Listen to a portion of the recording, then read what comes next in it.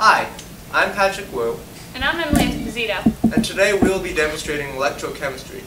In today's experiment, we will be electrolyzing water. Before we begin, remember to always be safe in the lab. Always wear lab coats, goggles, pull your hair back, and wear closed-toed shoes. For this lab, we will need a projector, a large petri dish, a universal indicator,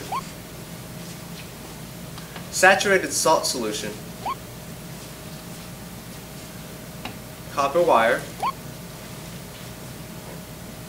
and a battery. Electrochemistry is the branch of chemistry that deals with the relationship between electricity and chemical reactions. In today's experiment, we will be electrolyzing water, which is using electricity to split the water apart.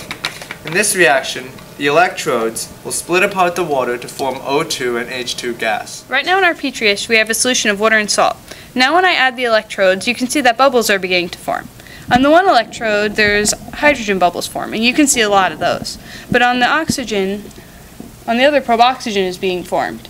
And that's half as many because for every hydrogen bubble, there's twice as many because there's 2 hydrogens to every 1 oxygen in water. Now we're going to add universal indicator. As you can see now, it is green in color because it's at a 7 pH and it's neutral. But when you add the electrodes, you can see that on one side, where the hydrogen gas was before, there's now a deep purple color. And where the oxygen gas was before, on the other electrode, there's now a red-orange color. The gases are still being formed, but instead of seeing bubbles, you see a pH change.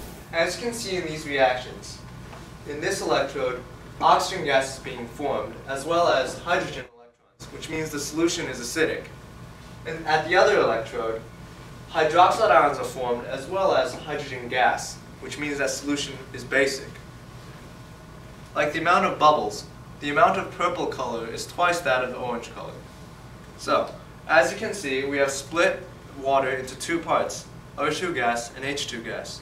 This has been shown twice, both the bubbles and the pH shift based on the reaction.